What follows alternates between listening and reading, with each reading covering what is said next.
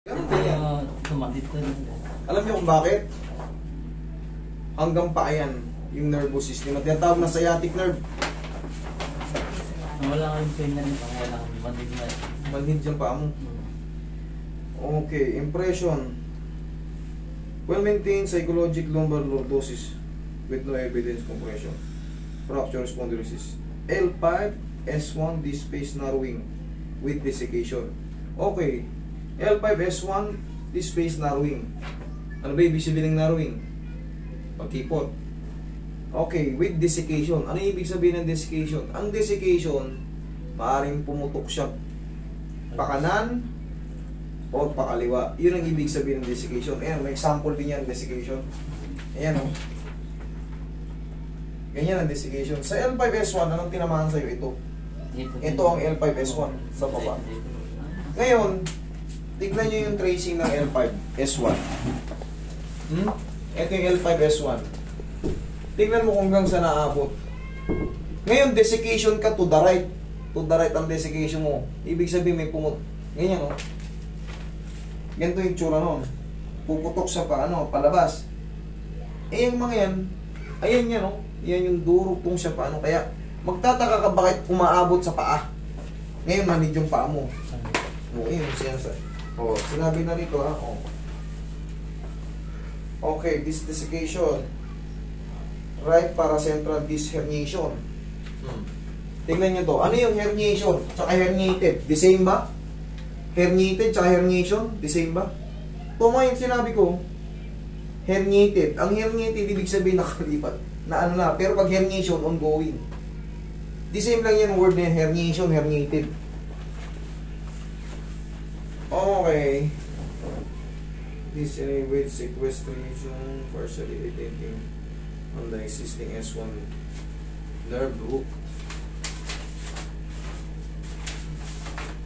Ngayon sir, ito kasi sa inyo, putok na yan. Putok na talaga.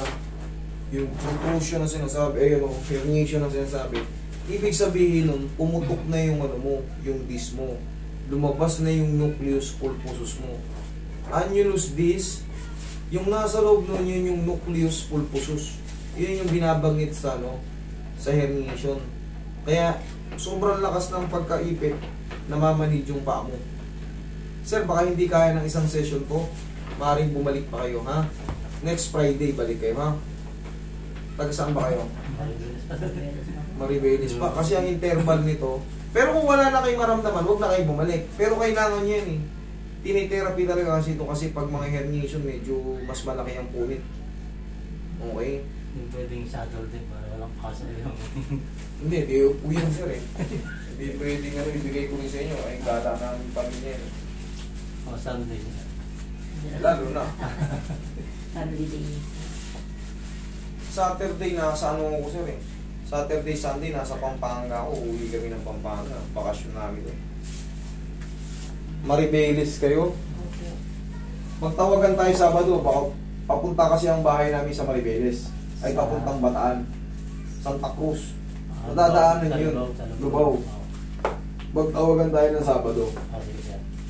Kung talagang hindi mawala yung pain. Pero kung nawala, observation yung kung kaya nyo naman. Tuturuan ko kasi ng exercise eh. Pero, gaya nga ng sabi ko, hindi kaya ng yan. Hindi kaya ng isang pitik yan. Herniation eh. Tsaka namamanid na yung paa mo, maaaring sa unang bukas pa lang nito, sa unang pitik, binuksan ko pa lang eh. Kumbaga, sasanayin pa natin yan. Diba? Kaya nga may tinatawag na therapy, may session therapy. Tinitherapy, kailangan magpa-therapy ka. Malamang, nagpa-MRI na kayo, malamang sinabi na rin sa inyo yan, either operation kayo o mag-therapy kayo. Kinakap na po siya doon sa amin po. Oo. Sa bago siya. Kaya lang, bumalik po eh.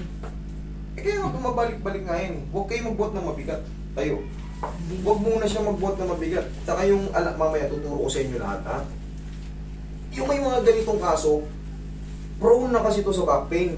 Ganito oh. Opo ka. Di ba, katulad niya, may desiccation pa to the right. Huwag kang magbuhat ng nakaganito yung mga una isang paa. O kaya magwawa. Kahit nga magwalis eh. Kasi kung to the right yung ano mo, naiipit yan. Huwag kang magganyan, yung mauna. Maaring Nakaano po. tulong na ng dalawang legs. Pero kung ganyan, magbubuhos ka ng ano sa banyo, or magsasaboy ka ng ano, Ay, opo. Nako. huwag na huwag mong gagawin yan. Maaring sa kaliwa ka pumuesto. Kasi, nandito yung tama mo eh, nakalagay. To the right. Okay, higa kang patagilid. Kasi, pirat na eh. Pag dinagdagan mo pa ng bigat yun, mas mapipirat siya. Mas lalong... Yung iba, ang diskarte ng iba dyan, pinapakayod dyan. Pinapatanggal yung nucleus pulposus na naka-extend out. Sinabihan ba kayo na pa-operation na siya? Wala naman. Hindi pa. Ano nang sabi sa kanya? O hindi pa kayo talagang totally nagpa-assess? Hindi pa po. Kaya pala eh. Basta pinano nyo lang yan. Wala pa yung talagang explanation sa inyo. O, wala pa pala eh. Pero ito nga, deal tayo. Magtawagan na tayo Sabado kung meron pa. Kung wala, eh di wala na sana. Salamat sa Diyos. Yung iba kasi kabisado ko na to eh. Kapa. Kumbaga, minsan hindi kaya talaga ng isa pagka alam ko yung tama eh. Isa kasi sa pinakamakirot yan, yung herniation eh. No? Hindi nga nakatutulog po. Tignan mo naman ibig sabihin ng herniation, oh. Oh, gaano kalaki yung pumuputok palabas. This pumuputok kasama na yung nasa loob ng annulus. Ito yung annulus. Herniation, yung pinaka-loob-looban, yung pinaka-sustansya ng ano yung lumabas. Okay, gets nyo na? Kaya, Hindi po nga natutulog, nakakatulog. eh grabing lintik ang kirot nito kasi. Eh kung disballs lang to, tapos na kaagad to eh. Sa lawak na nung ano ko, sa lawak na nung experience ko, alam ko na yung mga ano eh. Halos, syempre iba pa rin yung mahaba na yung karanasan sa ano. Kabisado ko na yung nangyayari sa mga ganito. Pero sana matsambahan natin, isang pitik lang. Basta wag lang muna siya magbuhat. Nandito na siya sa pagkakataon ito, alam nyo na masakit eh. Lalo yung katulad kanina, sinabi ko yung mauna yung kanan. Huwag na huwag niyang ulitin yan dahil yung iba nag-toothbrush lang na nakaganito oh.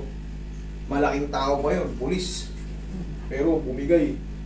Yung iba naman, nagbuhos lang ng ano, yung ihi. Binuhos lang sa banyo. Nagkandalumpo-lumpo lang sa banyo. Iba nagwalis. Walis ng ganyan. Sumakit. Pag tayo niya na, hila na. Nag-ano na ron. Nakatabingi na. Opo, ganyan siya nung uno. Tatabingi ka talaga rito. Ganyan siya. Tapos nga po tinerapi yung diniretso po siya. Eh, siyempre, si Sir lalaki, magtatrabaho at magtatrabaho yan. Hindi niya na napapansin pag wala na eh. Hindi niya alam yung, hindi pa kasi na-discuss. Pinaka-the Sa best. number na yung namin tatawagan yun sa... Zero na yan. Tihaya ka, Sir. Zero na yan. Kasi iba yung number ko. Pag nasa Pampanga ako.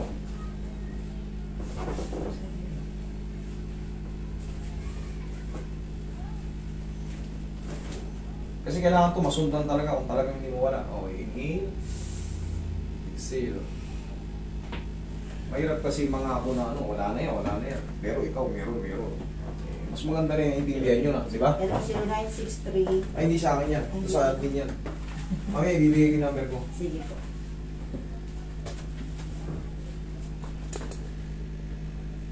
Hindi kami magkasama yan. Uuwi akong Pampanga eh.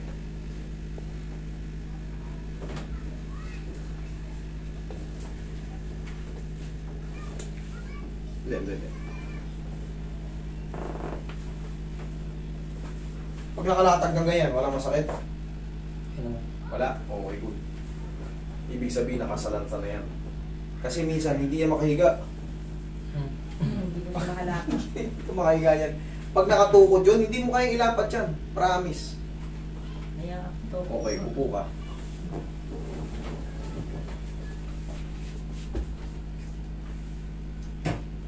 Yung mga nakaranas ng mga disc herniation dyan, mga nakaranas ng slip disc, alam nyo yan kung gaano kahirap. Ako naranasan ko na rin kasi Sobrang bugbog ko rito, may binuhat akong bag ng anak ko.